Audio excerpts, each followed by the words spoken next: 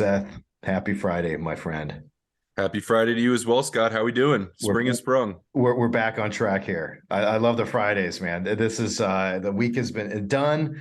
I'm ready to talk about things I love. Totally. It's like having gym class right before school lets out. It's like this one, we're gonna enjoy it and then we're out the door. So Yeah. Or in my case, it was ceramics, right? That was there you my go. like fun class. That was like the stoner class, like the Friday afternoon, like no one's caring. And that's our D sides stories. Now that's our version. Absolutely. And we do care to be clear, but We this do one is a lot care. more fun than our day job. So yeah. Way more fun. And today's topic is especially interesting because we're talking about bands that have crossed over. And this is something that, Seth, you and I doing the research, we realize there's so many that you probably don't even think about, but that are so obvious the moment you really put them down on paper. Yeah. And I think starting to think about this topic made me realize how many, this sounds goofy to say, but like how many genres are thriving outside of what we consider to be like popular music, the Billboard Hot 200, whatever. Like there are all these little outposts or music that have support, have tours, have sell records, etc. That are just kind of waiting to break. And for whatever reason, one song, one group or another goes from their little lane that they've always lived in into the mainstream. And oftentimes, sometimes it's a one-off, sometimes it feels very Yeah. random. And other times it's almost like the announcement of a genre moving from niche to mainstream. And that can be driven by a lot of things, which we'll get Yeah. into. But yeah, I think it makes me realize how broad the swath of music is out there that is moving records and how the environment of music can shift very quickly. So this was a fun one to dig into. And what does it mean, just to start from the start, to cross over or a Yeah. crossover? Yeah. In my mind, and this is the Seth definition of it, but it's the idea that you are creating art or music in a particular lane for a particular group of people that typically is relatively small, but usually very invested. And then for whatever reason, that song or that album or that artist moves over into another genre or moves into the broader consciousness where you are pinned as a jazz artist and all of a sudden you're playing arenas. Like to me, it's getting out of your lane and moving into the broader consciousness. That's kind of my thinking of it. Would Now, you is that agree? intentional?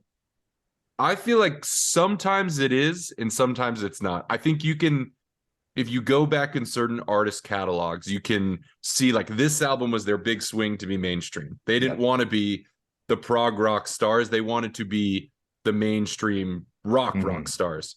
Other times, I think there's a song that for one reason or another, I think with artists, it's often more calculated. With specific Yep. songs, it's often accidental, where there's a song has a particular hook or earworm or following or is featured in something prominent that just has a cultural resonance that the normal version of the band didn't have. And so to me, artists can calculate it, but often individual songs catch fire by surprise. Yep. No, I totally agree. I think that there is an incentive, obviously, from the artist and the record label, especially, to cross over into as many genres as you can, but don't dilute your core base, right? You're a country music star, but somehow you want to appeal to the masses, let's just say.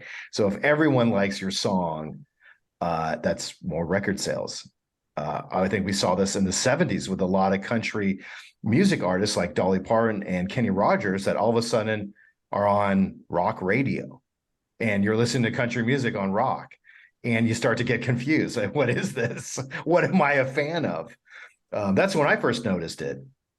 And I think there's this interesting dynamic that happens. We talked about it in the context of indie music before, I think, where there's this idea where oftentimes fans love an artist because they feel like the artist belongs to them. They found them first, they followed them when no one else cared. And by them going mainstream or selling out or whatever the term of the day we decide to use is, they sort of lose the connection with that music. And so you Yeah. alienate your original fans in the pursuit of a much larger group of fans. I'm just reading a book about kind of how this happened in the punk scene in the 90s, and Green Day is the big example of like they had this intense following and then went big and people just like disowned them in the scene to the point where they were uncomfortable even showing up to the rock clubs they had used to go to.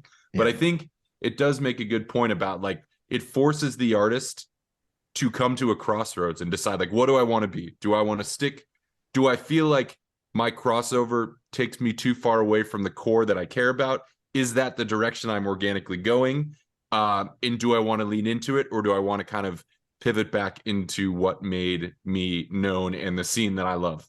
So it's often existential for the artist, but it's also profitable, And but not always. there's definitely that sellout overtone in some of Yeah. this, right? And I think it even depends on the genre, right? Like Yeah. I think there are certain genres we'll touch on that it's almost just like this type of music was going to break big as a result of demographic shifts Yep. or interest. There's a million reasons. And so that's less selling out. It's more like everybody caught up to them. Yeah. But then there's other times where it's far outside of the band's comfort zone, and that's a little more existential, it seems. Now let's talk about the song. You had mentioned there's the artist that crosses over and there's a song that crosses over. What are some songs, some good examples we can share with the audience? Yeah, let me think about songs were never intended to cross over. It just, you said there happened to be a hook. Maybe there's these macro environments or a movie that came out, but somehow it changed lanes. Yeah, one that jumps into my mind that I think is an applicable example would be like when the Macarena hit really big. Oh man. That was a more traditional song that had a remix done that all of a sudden, like, my mom is singing in Spanish, and my mom is like the least Spanish person of all time. So like that's an unexpected and dancing. And that's another thing. So it has all these things that come along with it. Like that was a song that was catchy, had a hook, was pretty like it was almost like part of the brand was it was a little silly. So whether you were old or young, you didn't feel guilty about listening to it because everybody knew it was a guilty pleasure. Yeah. It had this dance thing. So it was like it would have this wedding life. But I don't know that was ever the intent to be like the song of the year in 1996 when they put it out. It seems like that was an unexpected crossover that jumps to mind for me. How about you, Scott? I agree. For me, growing up, this was huge. Charlie Daniels Band, 1979. Devil Went Down to Georgia. Yeah, I don't think he had any intention of writing a monster, let's say, rock hit. It was country. No. It was pure country. There's nothing about it that is really rock and roll. And for those of you it's a famous song, probably you've heard it, but it crossed over. Now it was featured in Urban Cowboy in 1980, which was a huge Hollywood production with John Travolta and whatnot. But it was a country song, pure in and pure out. And that just was an example of like, holy cow. And then it led a lot of people back into country that were rock fans, and all of a sudden you're like, hey man, I listen to Charlie Daniels. And then some of them are like, wait, I don't like it that much. And I almost wonder if there's a vice versa effect too, where like what I was thinking of that is what immediately preceded Charlie Daniels. It was bands like the Allman Brothers, right? Yep. That's a Southern rock band, but there's definitely elements of country music, if not even musically, maybe culturally in the way they dressed. Like that was a world that was opening up, and that was an influence on the rock music that was on the radio. And Devil Went Down to Georgia almost feels like a natural evolution of that. Like if rock is a 1 and country is a 10, the Allman Brothers are maybe a 5 or a 6. Charlie Daniels is like an 8 or a 9. So it's like you're just moving along the spectrum, but like the Allman Brothers walk so Charlie Daniels could run. It opened up people's mind to like, oh, these things are not so different. So with a little pickup in tempo, and he's basically soloing on a fiddle in the same way that a guitar player would solo on a guitar.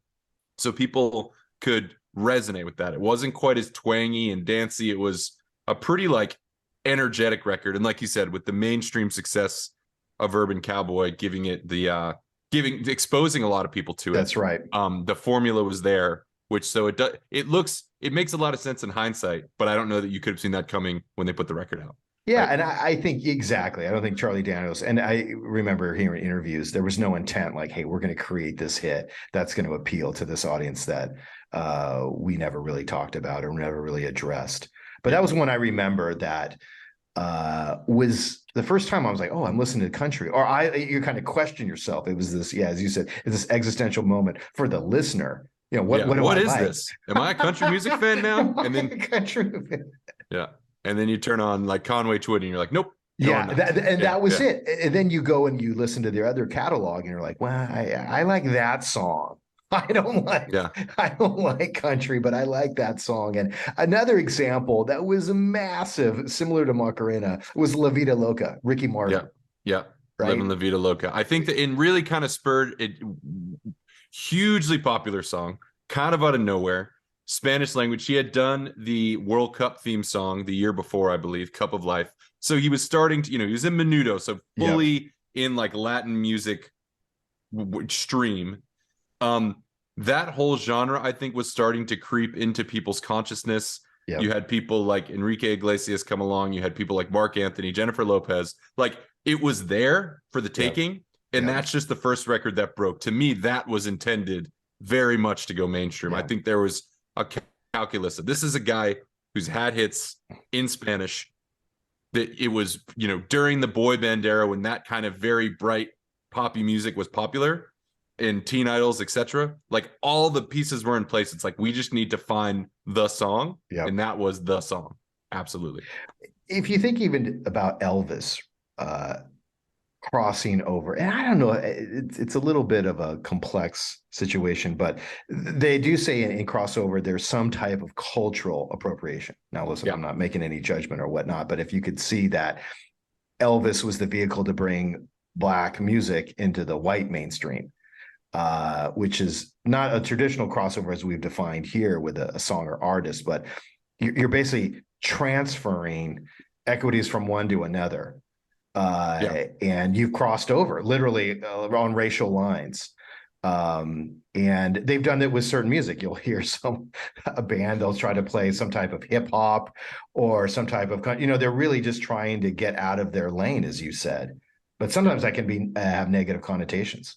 Yeah. I think the Rolling Stones are another good example, with, like American soul music of just, especially their earlier stuff. It's really like they're just doing like Howlin' Wolf impressions and Yeah. Leadbelly impressions. And I could see why some people would perceive that negatively, but I think their argument was like, listen, this is the music we love. This is what influences us.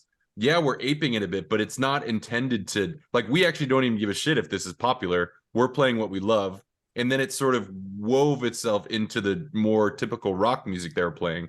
But I think they would argue rather than making something crossover, that's more like we're taking what we love and maybe we bring attention to the artists that we love. And to me, a big win for them wouldn't be, wow, we had a number one hit playing like a soul song. It's like, wow, Howlin' Wolf had a number one hit because we Yep. made people aware of how great it was. Yeah. So there's a delicate dance there, I think, between cultural appropriation and sort of being influenced by the things that you're passionate about. Yeah. But they are almost, I would consider that like they were fans in the same way. If you're a huge fan of folk music, like when we'll talk about Oh Brother Where Art Thou, I think we should, but like when that got big, you're like, great, I'm glad that this music is getting attention, that's kind of the approach I would think. Yeah, I think that's for example, you could use that logic with Led Zeppelin that took deep Southern blues. Anyone who's really into rock and roll had to borrow. So I saw that argument as like, it's a little bit weak to me personally. I definitely respect where they were influenced and whatnot, and obviously they should give credit where credit is due. But I think in some of the bands and artists now, it seems so fuzzy, Seth. Like, is there even a crossover now? I mean, we have like Bad Bunny, right? Enormous. Yeah. But is To that me, is that a crossover? Like, well, it just seems so murky now. well, I think that's a great point you've made. And the idea of murkiness, we've talked a lot about this in other podcasts where with the internet and with access to music, I think a lot of the crossover before was like, this stuff was happening. It was just happening in the bubble of like, let's use like, again, Latin music. Let's use Selena, something like that. Like people fucking love Selena already. Yeah. But like me growing up where I grew up just didn't have exposure to that type of music. So I think there's not as stark a crossover as there may have been 20 years ago where you're in this lane and now all of a sudden you jump to this other lane. To me, yes, the waters are much murkier, but I do think Bad Bunny is a really good example of an artist who kind of made their bones, gained popularity, to me, the language barrier is a huge one, right? Yeah. Basically became popular even with non-Spanish speakers singing in Spanish. And he's since expanded that a little bit. But that to me is still a legitimate crossover. When you're having people who are singing in their non-native language along with Yep. your music and going from one chart to the other, which I think we should talk about the definition around genres is in terms of how they chart. Yeah. I think that is a really strong example of like someone who is so big they transcended genre and crossed over not from one to the other, but into everything, into hip hop, into pop, into maybe not country, but not that far off. That's what it seems like. Yeah. And I think that's a great assessment. A lot of them just, the music's so good, it just breaks borders. You have examples of Andrea Bocelli and classical music that are just so beautiful. It's like, I don't listen to classical music, but this song is just gorgeous. And the way it's marketed, either through film or through concert footage, people can appreciate genres that they're not particularly fans of. Yeah. Let's dig into that a little bit, because I think you hit the nail on the head, is like how mainstream or how non-original audiences come to this music. You talked about Urban Cowboy. I think it's worth talking about for a minute. Oh, Brother, Where Art Thou? For those who weren't around to hear it and see it happen. So we're talking about like traditional folk and roots music, right? Which was has its own chart and has its own very small, very specific following. But all of a sudden, this movie comes out with a lot of famous people in it by famous directors, that is completely soundtracked by this roots music that most people have had little or no exposure to. And it feels like a safe way to digest it, because like, oh, it's a period piece, it's George Clooney, and all of a sudden a lot of people are hearing roots music who've never heard it before. Yeah. And this album was, I believe it won Album of the Year at the Grammys in 2000, if I'm not mistaken, which is crazy, because this is, again, a genre that was, the biggest artists were probably selling like under 100,000 records at the time. And then this is on end caps at Walmart, like it was huge. And it was, on one hand, I'm curious your thoughts about this, Scott. So it did feel like a bit of a one-off at the time. Like it felt like a blip. This was huge, but it's not exactly like folk and roots is in. But I would argue that all the things now we're calling Americana. So whether that's the Lumineers, whether it's, a million bands that sound like that are very, Mumford & Son, bands that have sold a lot of records that fill out arenas. Like, did that start with Oh Brother, Where Art Thou? Maybe that's a reach, but it's like, okay, now that this band is out, ooh, that kind of takes me to this folksy, rootsy. Maybe some of those bands even got started after hearing music like the Oh Brother, Where Art Thou soundtrack. I think it opened the door for a genre that was once a little more behind the scenes to become mainstream. And now we'd call it Americana or, country pop. I don't know what you'd call it, but like roots, there's a lot of bands, roots, that are huge, that are selling out festivals, and it's allowed that scene to sort of have a coming out party. Then I think you have to trace it back to things like Oh Brother, Where Art Thou? Yeah, and that's something, Seth, that I don't think today's algorithms can do. Crossover, I think, has so many benefits that expose you, for example, as you just mentioned, in film. And my experience listening to country music, like I love Charlie Daniels Band. I went to Tennessee, went to go just see where they're from, and this idea of Southern rock and Southern kind of country music. But when you look at Spotify and a lot of the streaming services, I don't know if they can estimate we're going to get you out of your comfort zone. And that's where the crossover, I think, in film or these outside influences can break that cycle. Because the way it is now, I think that they're learning the AI, everything is like, you like this music, how do we break you out of that? Because we don't know that you may like this roots rock, like from Brother, Where Art Thou? And you don't have that with the radio. No, everything is so tailored to your, let's say, your behavior. It's like the snake eating its own tail. So I find myself, it's like, wow. I looked at my 2022 favorite songs, and I gotta say, it looked a lot like my 2021 favorite songs. And it's because you start to get into like a death spiral of hearing the same things rather than organically discovering, maybe weirdly, but organically discovering music where it's like, wow, I wasn't looking for that at Yeah, all. But sometimes that's the accident is the thing that opens up your aperture much that's what I'm wider saying. rather than custom tailored algorithms. So yeah. Exactly. And that's where I think that the benefit of this crossover, this unexpected, I didn't think I was going to like it. And obviously it's true, Seth, because look at what it did. Look what Charlie Daniels did. Look what Urban Cowboy did. That could have been a Hollywood, a huge, like a horrible bet. Like people don't, here's an X% that like country. We're going to do a movie about country. Obviously, they did some research, so, Yeah. some type of demographic or psychographic, like people are into country music now. But that was a huge gamble. And then all of a sudden you see a flurry of kind of other rock songs, kind of country, tinged. And there is value to that. I just think today's algorithms kind of make you stay in your lane. That's what they're Yep. intended to do. It's like you have access to everything, yet your window is still tiny because they try to customize it to your likes and listens, and no one finds anything accidentally anymore. And so I think that prevents the likelihood of, I don't know. Oh man, I'm torn on it. On one hand, I'm like, it's tougher to cross over from a really specific genre because what you're being fed is tailored to what you've already listened to. It's looking back and not looking forward. But on the other hand, songs that would have never even been heard by swaths of the population are now accessible to everybody. So it's what how a crossover is born maybe is very different than it used to look. And maybe they're able to mimic that surprise, the AI with ChatGPT, right? They're going to almost know, okay, now it's time for you to get out of your comfort zone. Here's your crossover hit today. This is obscure Peruvian jazz from the 1940s. You know, and it's going to be your latest craze. Here it is.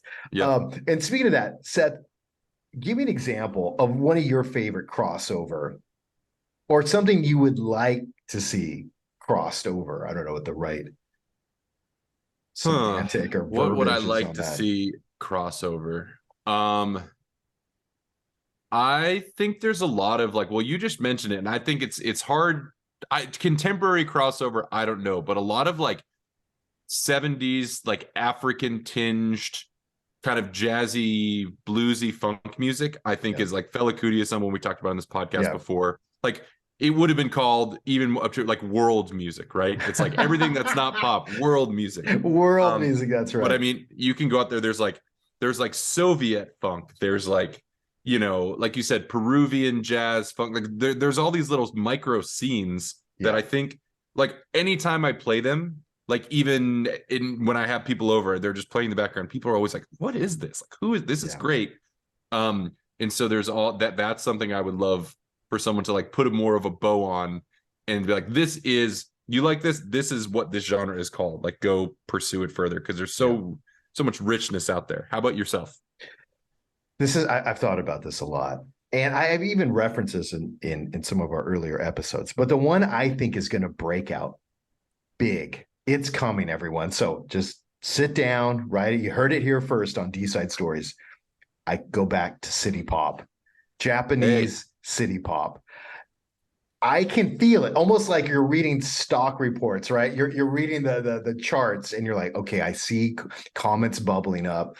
This, for those that haven't heard, this was a movement in the late 70s and early 80s as Japan was blowing up, right? Like in terms of just exploding on the economic scene. They were buying up New York, and they were making incredibly well-produced pop music, and they call it city pop. And with artists like Maria Takeuchi, who's kind of this the paragon or the symbol of city pop with her song "Plastic Love." And there's a host of artists here, but somehow it is just so underappreciated that I think it's going to be in some movie. All right, as you said with like Urban Cowboy, I think it's coming out. It's going to be big, and people are going to be singing in Japanese. That's my prediction.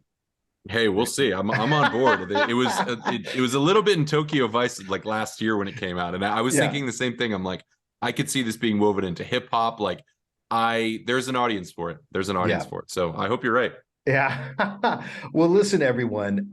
We wanted to actually talk about something new here.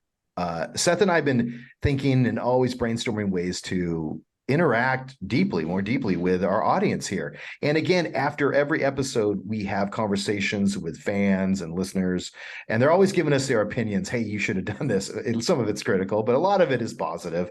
And Seth and I were thinking about ways to engage in the show. And we have this idea coming soon called D-Side Forum, where we pick 5 listeners to come on the show, right? You're going to see faces here, and we're going to poll about 3 or 4 topics and pick the one we want to talk about. And so we encourage you just to write to us. There's the contact form on dsidestories.com. All right, that's our website. You can also reach us on our TikTok and Instagram.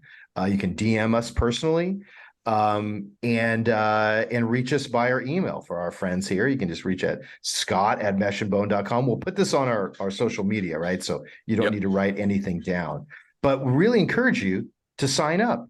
And don't worry, if Seth and I are doing this, you can do this with us. Like Trust us, you can do it. You can do it. But I think the coolest part of doing this show has always been, like you said, the input we get from folks either ahead of time that kind of dictate the topics we do, or after the fact, just feedback on, hey, I really like this. Hey, you forgot about this. But it's always been a little bit of a disconnect because it's the two of us that get behind the microphone. So this is it's a bit of an experiment, but we want to have it almost be like an open, like, how do you describe it? Like a forum, or like a, like a come join us at the bar and talk some music with us, right? Not like a talk show, but similar in the sense that it's very casual. You don't need to really prep anything. You're going to know the topic beforehand, so you can come with a list of questions or things you want to say. But it's really just a place for you to express yourself, express your opinions, because that's the thing that, Seth and I are fans, just like yourself. So we're not industry insiders and whatnot. We just have opinions and ideas. So that's all we really wanted, is to share that opportunity with everyone. So this is coming soon. So much more to come, but please if you're interested, reach out to us. Let us know what you want to talk about. The exact mechanics of this thing, we're not sure, but before we do it, we want to make sure everybody listening is into it and wants to join us as well. So we're excited about the opportunity, and we hope you guys are too. Join the show, everyone. So I will put this on our social media, so you'll have clear direction on how to sign up. And we look forward to hearing from you. And good deal. Seth, have a great weekend, buddy. Get ready for Japanese City Pop. So you have to remember your days in Tokyo and learn some Japanese. Looking forward to it. I'm about to cross over into the weekend. So let's do it. All right. See you guys. All right. See you.